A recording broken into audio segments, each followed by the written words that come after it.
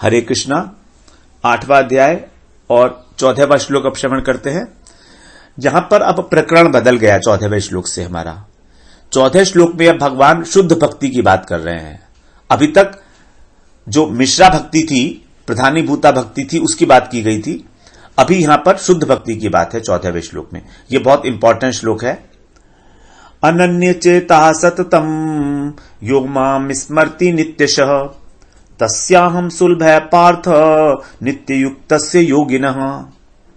अनन्य चेता सततम यो माम स्मृति नित्यशः तस्य अहम सुलभ पार्थ नित्य युक्तस्य योगिनः। यहां क्या कह रहे हैं कि हे प्रथानंदन, हे पार्थ, अनन्य चेता, जिसका चित्त अनन्य भाव से मुझ में लगा हुआ है, जिसके लिए अन्य कोई नहीं रहा, कोई भी देवी देवता, अन्य का मतलब कोई भी देवी देवता भगवान से अतिरिक्त, जो अनन्य चित्त वाला व्यक्ति सततम माने निरंतर मुझे स्मरण करता है। नित्यशः, नित्यशः माने हमेशा, प्रतिदिन, हमेशा भगवान का स्मरण, एक क्षण भी भगवान का स्मरण नहीं छूटता। कम से कम जागृत अवस्था में और स्वप्न अवस्था में। सुषुप्ति अवस्था में तो अपना वश नहीं चलता, स्वप्न अवस्था में भी नहीं चलता है, लेकिन स्वप्न अवस्था में मन जागृत होता है। और अगर हमारे मन में भगवान बैठ गए हैं तो भगवान का स्मरण चलता है स्वप्न में भी। तस्य अहम सुलभ पार्थ है, उनको मैं सुलभ हूं, अर्थात आसानी से मिलने वाला हूं। तस्य अहम, उन लोगों के लिए। कारण क्या है इसका? क्योंकि वो योगी जो हैं नित्य युक्त हो गए हैं, मुझसे निरंतर जुड़े हुए हैं, हमेशा जुड़े हुए हैं। तो भगवान तभी हमें सुलभ हो सकते हैं जब हम उनसे हमेशा जुड़े हों। अगर हम उनसे जुड़े ही नहीं हैं तो भगवान हमें सुलभ क्यों होंगे? कोई कारण भी तो नहीं है ना, कोई कारण भी नहीं है। अगर हम किसी ना किसी भाव के माध्यम से हमारा अगर कोई भगवान के साथ संबंध स्थापित हो गया है, तभी तो भगवान हमसे जुड़ेंगे और तभी हमको प्राप्त होंगे। अब अगर हमारा भगवान से कोई संबंध नहीं है तो भगवान हमें प्राप्त होके भी क्या करेंगे? हम उनकी सेवा तो करेंगे नहीं, क्योंकि सेवा तो वहां होती है जहां कोई संबंध हो, जहां कोई भाव का संबंध हो किसी का। फिर तो हमारे लिए भगवान अजनबी ही बने रहेंगे जैसे वो हैं अभी भी। इसीलिए संबंध की विशेष आवश्यकता है भगवान से। हमें इस संबंध को दृढ़ करता है कि हमें कृष्ण के दास हैं। हम संसार के दास नहीं, हम कृष्ण के दास हैं। नित्य युक्त से, उस नित्य युक्त योगी के लिए मैं सुलभ हूं। देखिए इसमें कितनी बार नित्य शब्द आया है। सतत का मतलब, सतत का मतलब भी नित्य है, नित्यशः का मतलब भी नित्य है, और नित्य युक्त से में भी नित्य आया। 3 बार नित्य आया है। तो निरंतरता का बहुत अधिक महत्व है, और निरंतरता तभी होगी जब स्वाभाविक भगवान से प्रेम होगा। जबरदस्ती वाला नहीं, स्वाभाविक, डर के मारे नहीं, स्वाभाविक। जैसे एक मां अपने बेटे को प्रेम करती है, स्वाभाविक करती है। कोई उससे कहता थोड़ी ना है कि प्रेम करो, ना उसको कोई फायदा होता है, प्रॉफिट होता है प्रेम करने का, लेकिन तो भी करती है। उसी प्रकार से हमें भगवान से प्रेम करना होगा। तो अनन्य चेता सततम यो माम स्मृति नित्यशः तस्याहम सुलभ पार्थ नित्य युक्तस्य योगिनः। हरे कृष्णा। हरे कृष्णा। 8वां अध्याय और 15वां श्लोक श्रवण करते हैं। इसमें अब भगवान शुद्ध भक्ति का फल बता रहे हैं। जो अनन्य भक्ति है, जो अनन्य भक्त है भगवान का, उसको क्या प्राप्त होता है? भगवान ने तो कहा कि मैं उसे प्राप्त होता हूं, लेकिन किस रूप में? थोड़ा सा और उसको स्पष्ट कर रहे हैं। मामुपेत्य पुनर्जन्म दुःखालयम अशाश्वतम नाप्नुवन्ति महात्मानः संसिद्धिं परमां गतः। माम उपेत्य पुनर्जन्म दुःखालयम अशाश्वतम न आपनुवंती, न माने नहीं, आपनुवंती महात्मानः संसिद्धिम परमाम गतः। ऐसे व्यक्ति को भगवान ने कहा महात्मा। तो महात्मा वही है जो भगवान का निरंतर स्मरण करता है। जो भगवान का स्मरण नहीं करते हैं, जो भक्त नहीं है, जो वैष्णव नहीं है, उनको महात्मा नहीं कह सकते। भगवान कह रहे हैं यहां पर कि वो वही है महात्मा। तो महात्मा लोग क्या करते हैं, माम उपेत्य, मेरे को प्राप्त करके फिर उनका पुनर्जन्म नहीं होता। पुनर्जन्म न आपनुवंती, आपनुवंती माने प्राप्त होना, तो वो पुनर्जन्म को प्राप्त नहीं होते।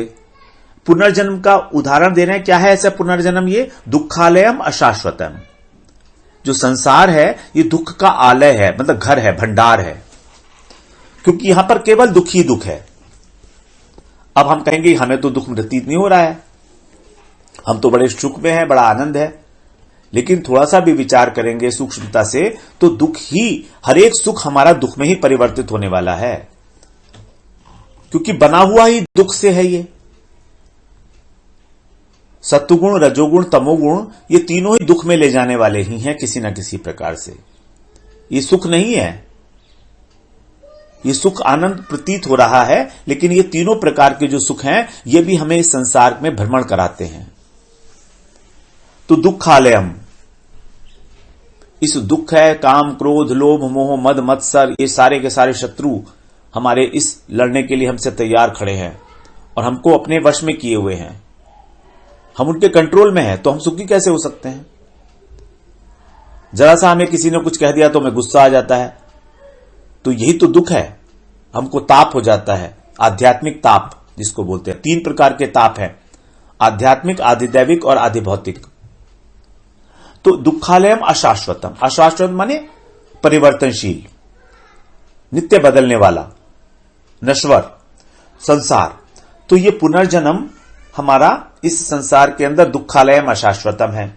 तो जो मेरा भक्त है उसको ये पुनर्जन्म की प्राप्ति नहीं होती।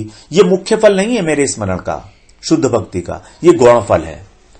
अब आगे बता रहे हैं मुख्य फल क्या होगा। संसिद्धिम परमाम गत्तः, उसको सर्वश्रेष्ठ सम्यक रूपेण सिद्धि प्राप्त होती है। तो भगवान ने यहां पर सिद्धि के बाद, सिद्धि से पहले एक विशेषण लगाया सम्यक, और उसके बाद फिर उसको बोला सर्वश्रेष्ठ, परमम, परमाम सिद्धिम।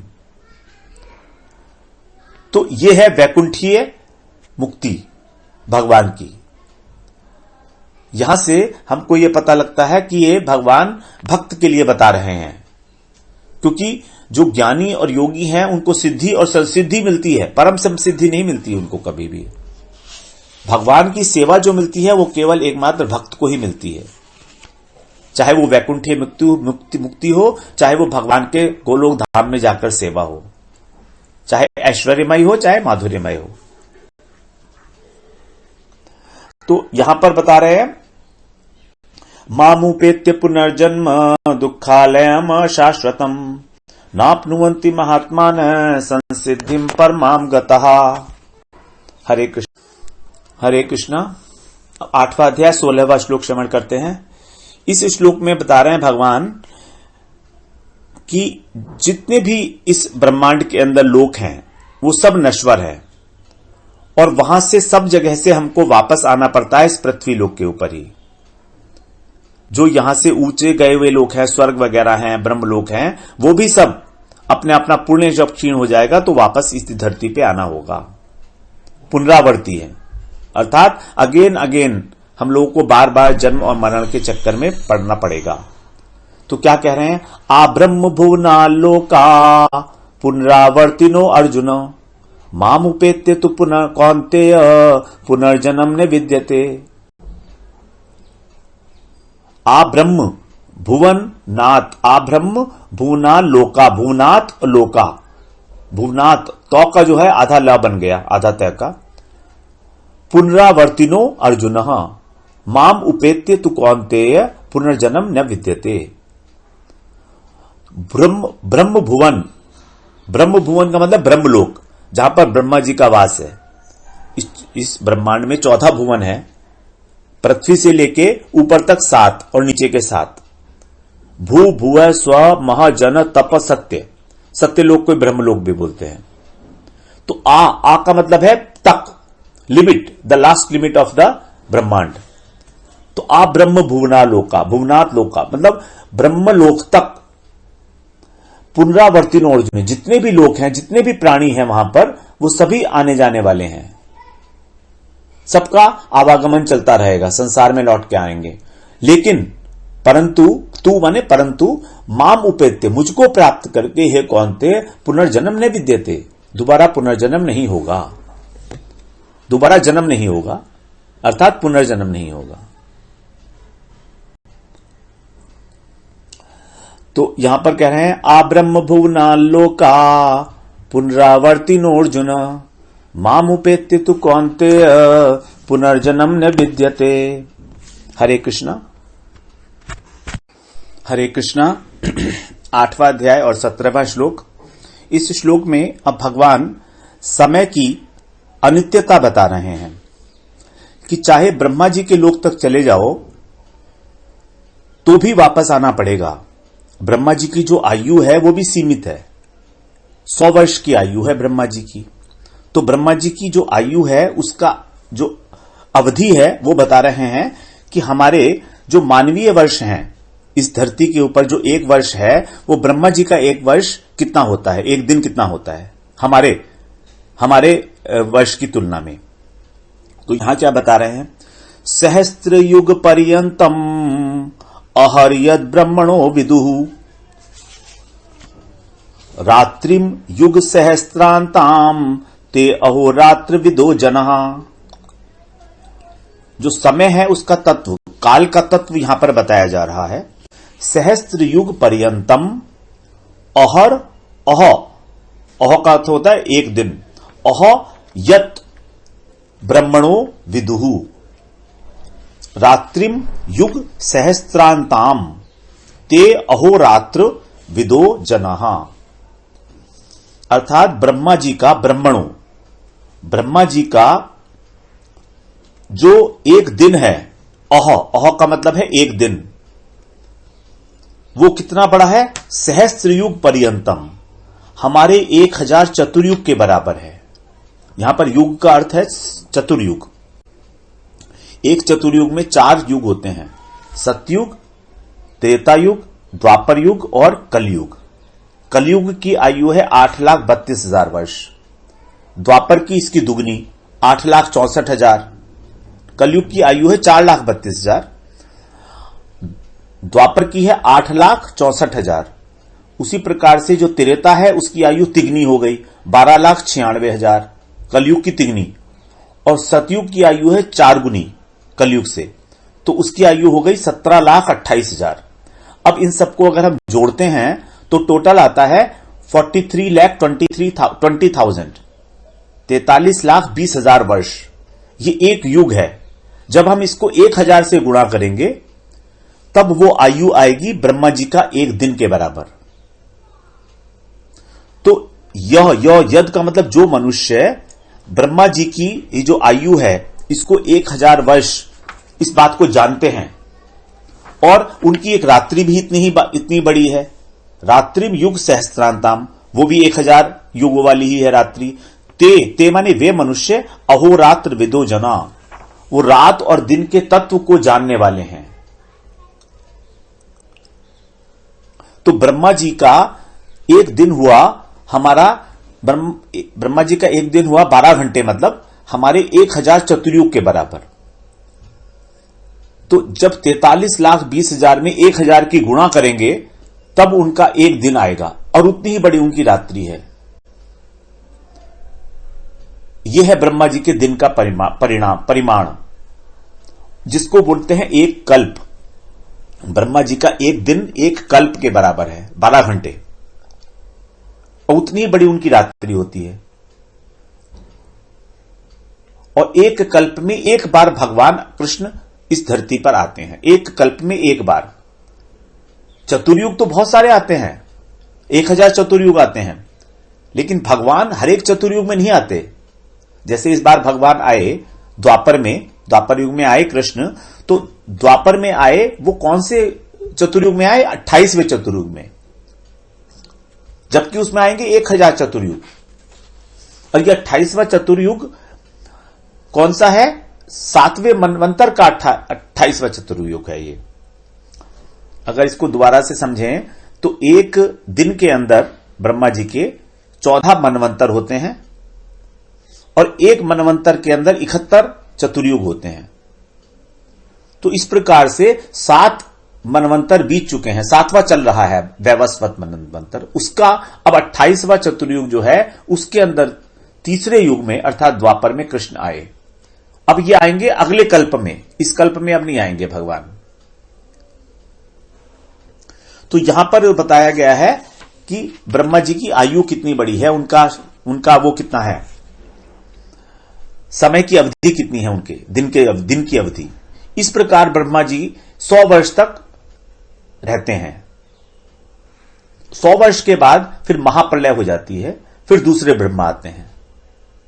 इनका कार्यकाल समाप्त हो जाता है तो दूसरे ब्रह्मा आते हैं। फिर इस प्रकार से ये सृष्टि का जो चक्र है वो चलता रहता है। तो अभी ब्रह्मा जी के 100 वर्ष में से 50 वर्ष पूरे हो चुके हैं और 51वें वर्ष का पहला दिन चल रहा है। और उस पहले दिन के अंदर 14 मनवंतरों में से 7वां मनवंतर चल रहा है अभी। और उस 7वें मनवंतर में 71 चतुर्युग में से 28वां चतुर्युग चल रहा है। इस प्रकार से ब्रह्मा जी का अगर हम देखें, वर्कआउट करें, 12 घंटे को हम लोग इस तरह से डिवाइड करें तो इस समय ब्रह्मा जी का लगभग 11:27 हुए हैं दिन के, ब्रह्मा जी के लगभग। तो इस श्लोक को श्रवण करते हैं दोबारा। सहस्त्र युग पर्यंतम अहर्यद ब्रह्मणो विदुः रात्रिम युग सहस्त्रांताम ते अहोरात्र विदो जनः। हरे कृष्णा। हरे कृष्णा। 8वां अध्याय और 18वां श्लोक। पिछले श्लोक में भगवान ने काल का तत्व समझाया कि दिन और रात कितने बड़े होते हैं ब्रह्मा जी के। अब यहां पर बता रहे हैं कि जो ब्रह्मा जी के द्वारा शरीर बनाए गए हैं, ये शरीर भी सारे नश्वर हैं, अनित्य हैं। और जब ब्रह्मा जी का प्रलय होता है, मतलब ब्रह्मा जी जब सो जाते हैं तो इन शरीरों का क्या होता है वो ये बता रहे हैं। अव्यक्तात् व्यक्तया सर्वा प्रभवन्ति अहरागमे रात्र्यागमे प्रीलीयन्ति तत्रैव अव्यक्त संगिके। अव्यक्तात् व्यक्तयः सर्वः प्रभवन्ति अहरागमे, अह प्लस आगमे, रात्रि प्लस आगमे, रात्र्यागमे प्रीलीयन्ति तत्र एव अव्यक्त संगिके। अव्यक्तात्, अव्यक्तात् का मतलब है अव्यक्त से, यहां पर पंचमी विभक्ति है। अव्यक्त से व्यक्त है, व्यक्त माने प्रकाशित होते हैं। सर्वा, सर्वा का मतलब सभी प्राणी, जितने भी प्राणी हैं वो अव्यक्त से प्रकाशित होते हैं। तो यहां अव्यक्त क्या है? ब्रह्मा जी का सूक्ष्म शरीर। जब ब्रह्मा जी सृष्टि करते हैं मनुष्य की, स्थावर योनि की, तिर्यक योनि की, कीट पतंग तिर्यक की, मनुष्य की, देवताओं की, तो उनके ही शरीर से, सूक्ष्म शरीर से ये सारे के सारे जितने प्राणी हैं ये सब प्रकाशित होते हैं। व्यक्त है, व्यक्त माने शरीर। प्रभवंती अहरागमे, प्रभवंती माने उत्पन्न होते हैं। अह आगमे, अह का मतलब है रात, अह का मतलब है दिन, और आगमे माने जब दिन शुरू होता है, आगम में, प्रवेश काल में, अर्थात जब ब्रह्मा जी का दिन आरंभ होता है उस समय ब्रह्मा जी के सूक्ष्म शरीर से जितने भी शरीर हैं, अलग अलग प्रकार के शरीर हैं, अलग अलग योनियां हैं, पशु पक्षी कीट पतंग मनुष्य देवता, ये सारे शरीर प्रकाशित होते हैं, उत्पन्न होते हैं, प्रभवंती। और जब रात्रि आने वाली होती है, दिन के अंत में, जब ब्रह्मा जी के सोने का टाइम होता है रात को, तो रात्रि आगमे, रात्रि के आने पर प्रीलियंती, ये विलीन हो जाते हैं सारे सूक्ष्म शरीर।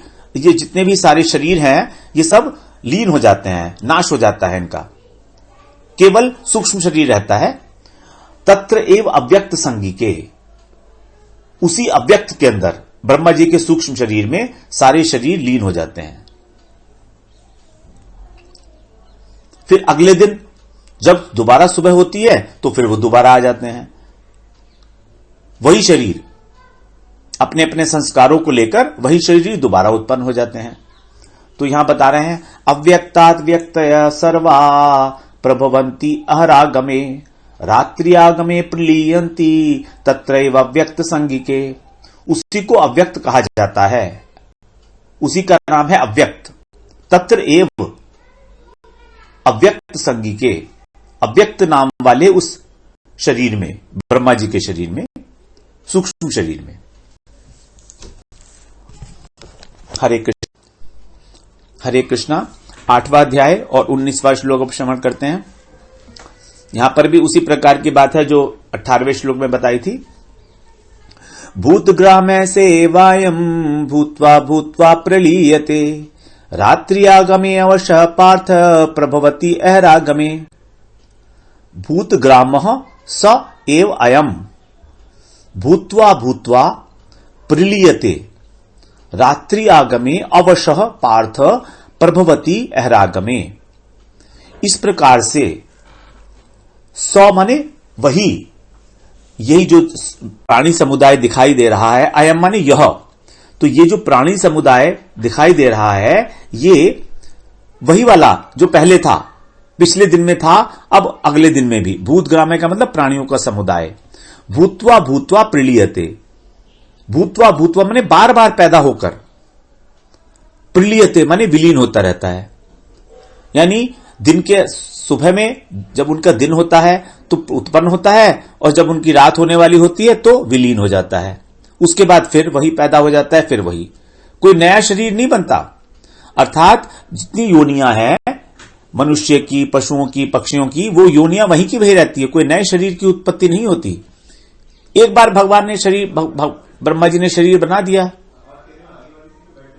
तो उसी प्रकार का शरीर जो है वो प्रत्येक दिन उत्पन्न होता है और विलीन होता रहता है। सुबह के समय उत्पन्न हुआ और रात को विलीन हो गया, प्रलीयते।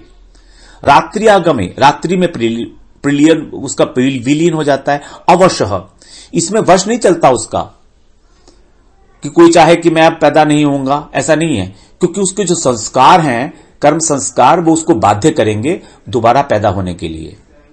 तो जब तक प्राणियों का हमारा सूक्ष्म शरीर जिंदा रहेगा तब तक हमको स्थूल शरीर की प्राप्ति होती ही रहेगी, कर्मों के फल को भोगने के लिए।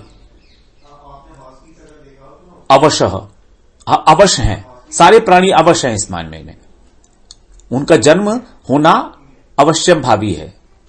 प्रभवती अहरागमे, इस प्रकार से वो बार बार सुबह को पैदा होते हैं और शाम को विलीन हो जाते हैं। भूतग्रामे सेवायम भूत्वा भूत्वा प्रलीयते रात्रियागमे अवशः पार्थ प्रभवति अहरागमे। हरे कृष्णा 8वां अध्याय और 20वां श्लोक श्रवण करते हैं। यहां अब 20 और 21वें श्लोक में भगवान ज्ञान मिश्रा प्रधानीभूता भक्ति के विषय में बता रहे हैं, जिसका संकेत भगवान ने 11वें श्लोक में दिया था। यदक्षरम वेद विदो वदंती, उसमें भगवान ने कहा था ना कि जो अक्षर ब्रह्म को जानने वाले हैं, वेदवित लोग हैं, तो वो उनकी साधना किस प्रकार की है वो यहां पर बताई जा रही है। परस्तस्मात्तु भावोऽन्यो अव्यक्तो अव्यक्तात् सनातनः यह स सर्वेषु भूतेषु नश्यसु न विनश्यति। यहां पर क्या कह रहे हैं? परस्तस्मात्तु, परः तस्मात् तु भावो अन्यो अव्यक्तो अव्यक्तात् सनातनः यह स सर्वेषु भूतेषु नश्यत्सु न विनश्यति। यहां पर कह रहे हैं पर है, पर है का मतलब है श्रेष्ठ, और तू का शब्द होता है परंतु। तो इस श्लोक को हम पिछले श्लोक से रिलेट नहीं करा सकते, परंतु आ गया ना, तो इस श्लोक की विशेषता, विलक्षणता, पृथकत्व दिखाने के लिए यहां पर तू शब्द का प्रयोग किया गया, तू पद का। तो इस बता रहे हैं कि मैंने तेरे को बताया कि ब्रह्मा जी का शरीर अव्यक्त है, तो लेकिन वो जो अव्यक्त शरीर है उनका, उस अव्यक्त से भी जो एक श्रेष्ठ अव्यक्त है उसकी बात बताने जा रहे हैं यहां पर भगवान। परस तस्मात, तस्मात माने उस, जो अभी पहले बताया मैंने, कौन सा? अव्यक्त शरीर, ब्रह्मा जी का सूक्ष्म शरीर। तो उस अव्यक्त शरीर से भी अत्यंत विलक्षण, अन्य माने दूसरा, अनादि, सनातन, वो सनातन है। अब जो मैं बता रहा हूं वो उस सनातन के विषय में बता रहा हूं। सनातन और अत्यंत श्रेष्ठ जो भाव है, अर्थात जो अव्यक्त है। तो ब्रह्मा जी का सूक्ष्म शरीर अव्यक्त कहा गया क्योंकि वो दिखाई नहीं देता है, प्रकाशित नहीं है सबके आगे। तो उस शरीर से भी अत्यंत श्रेष्ठ और अत्यंत परे एक और अव्यक्त भाव है, एक अन्य भाव है। वो भाव कैसा है? यह से सर्वेषु भूतेषु। वो भाव सभी प्राणियों के नष्ट होने पर भी नष्ट नहीं होता। ब्रह्मा जी का सूक्ष्म शरीर ब्रह्मा जी की आयु पूरे होने पर नष्ट हो जाएगा। 100 वर्ष है ना वो, अगर ब्रह्मा जी मुक्त हो जाते हैं तो। अगर ब्रह्मा जी की 100 वर्ष की आयु है। अब अगर मान लीजिए ब्रह्मा भक्त हैं तो ब्रह्मा जी को मुक्ति मिल जाएगी 100 वर्ष के बाद। अब जब 100 वर्ष के बाद उनको मुक्ति मिल जाएगी तो उनका जो सूक्ष्म शरीर है, जिसको अव्यक्त कहा, वो खत्म हो जाएगा। इसलिए अब वो अव्यक्त सनातन नहीं है। सनातन का मतलब होता है जो हमेशा रहने वाला हो। तो उस अव्यक्त से भी अत्यंत परे, अत्यंत श्रेष्ठ एक और सनातन तत्व है जिसको अव्यक्त कहा गया है, वो भी अव्यक्त है। वो जो अव्यक्त है वो सभी प्राणियों के नष्ट होने पर भी नष्ट नहीं होता, महाप्रलय के बाद भी।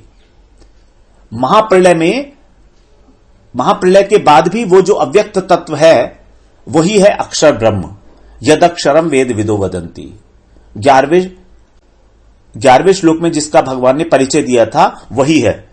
यह 100 माने वह, जिसके बारे में मैं बताने जा रहा हूं अव्यक्त के विषय में, वो थोड़ा सा मुश्किल है समझने में, लेकिन फिर भी अर्थ तो समझना ही पड़ेगा ना इसका। तो यहां पर जो अव्यक्त की बात की जा रही है वो अक्षर ब्रह्म के विषय में बात की जा रही है। और यह बात 21वें श्लोक में स्पष्ट हो जाएगी आपको। 20 और 21 दोनों एक साथ पढ़े जाएंगे। तो हम लोग कल फिर 21वें श्लोक का श्रवण करेंगे। तो इसका श्रवण करते हैं। परह तस्मात् भावो अन्यो अव्यक्तो व्यक्तात् सनातनः यह से सर्वेषु भूतेषु नश्यस्सु न विनश्यति। हरे कृष्णा। हरे कृष्णा। 8वां अध्याय और 21वां श्लोक। भगवान ने जिसके विषय में बताया कि वो अव्यक्त है, और जो पहले अव्यक्त बताया था ब्रह्मा जी का सूक्ष्म शरीर, उससे भी अत्यंत अतीत है, परे है, श्रेष्ठ है। वो क्या है? ब्रह्म है। तो उसी के बारे में अब यहां पर बता रहे हैं उसको क्या बोला जाता है। 21वें श्लोक में अव्यक्तो अक्षर इति उक्तः तमाहु परमां गतिम यम प्राप्य निवर्तन्ते तद्धाम परमं मम। यहां कह रहे हैं अव्यक्तो अक्षर इति उक्त। उस अव्यक्त को जो अभी 20वें श्लोक में बताया उसको अक्षर कहा जाता है। इति उक्त कहा गया है। उक्त माने कहा गया है। क्या है वो? अक्षर, अक्षर ब्रह्म। तमाहु परमाम गतिम, और उसको परम गति भी कहा गया है, उसी ब्रह्म को। तो यहां पर जो परम गति कही गई है अक्षर ब्रह्म, वो केवल ज्ञान मिश्रा प्रधानीभूता भक्तों के लिए है। जो ज्ञानी हैं, ज्ञानी भक्त हैं, उनके लिए है ये परम गति। तो यहां पहली लाइन में ज्ञान मिश्रा प्रधानीभूता भक्त की बात हुई, लेकिन दूसरी बात में, दूसरी लाइन के अंदर भगवान अपने वैकुंठ की बात भी कर रहे हैं, क्योंकि वहां पर मम शब्द लगा दिया। यम प्राप्य निवर्तन्ते तद्धाम परमं मम। जिसको प्राप्त करके दोबारा से इस पृथ्वी पर लौटना नहीं पड़ता, वो मेरा परम धाम है। वो कौन सा धाम है? परम धाम, वैकुंठ। तो यहां पर जो है ये योग मिश्रा भक्ति के लिए अथवा वैकुंठ की मुक्ति के लिए, वैकुंठीय मुक्ति के लिए, ये वाला योग मिश्रा के लिए नहीं आएगा, ये वैकुंठीय मुक्ति के लिए आएगा, जिनका भगवान में ऐश्वर्य भाव है, ज्ञानी भक्तों के लिए। यहां पर ब्रह्म सायुज्य की बात नहीं है, ज्ञानी भक्त को भी वैकुंठ ही मिलता है, क्योंकि वो ऐश्वर्य प्रधान है उनकी भक्ति। यम प्राप्य निवर्तन्ते तद धाम परमम मम, वो मेरा ही धाम है।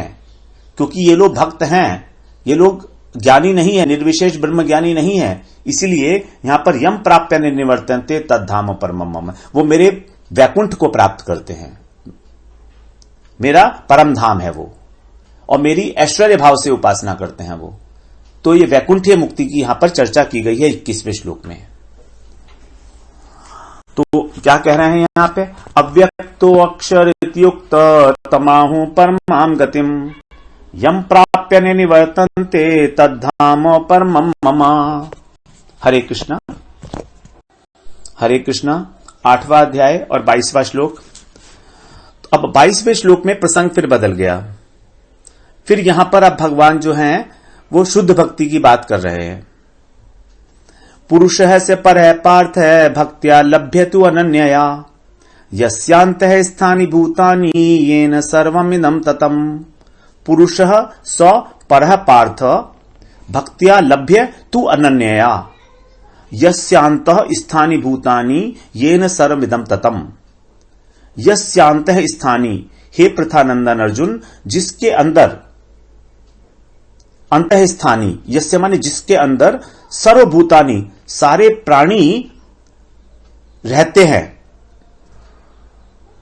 अंतर्गत, और ये न सर्वमिदं ततम, और जो सारे संसार में व्याप्त है, वो जो परम पुरुष है, परम पुरुषोत्तम, यहां पुरुषोत्तम भगवान की बात कर रहे हैं, वो जो है पुरुषोत्तम भगवान कैसे प्राप्त होंगे, लभ्या तु अनन्यया, भक्त्या लभ्य तु अनन्यया, केवल शुद्ध भक्ति से, अनन्य भक्ति से प्राप्त होने योग्य हैं। तो यहां पर भी जो तू शब्द है उससे 21वें श्लोक का पार्थक्य समझ में आ जाना चाहिए। तो ये शुद्ध भक्ति वालों के लिए हो गया कि परम पुरुष की प्राप्ति जो होगी, भगवान की प्राप्ति जो होगी, वो होगी केवल भक्ति से, और वो भी अनन्य भक्ति से। 22वें श्लोक में तो इस प्रकार से यहां पर 8वें अध्याय में भगवान ने योग मिश्रा प्रधानीभूता, ज्ञान मिश्रा प्रधानीभूता और शुद्ध भक्त तीनों की बात यहां पर की है। पुरुष से पर है पार्थ भक्त्या लभ्यतु अनन्यया यस्यांत है स्थानि भूतानि येन सर्वमिदं ततम। हरे कृष्णा।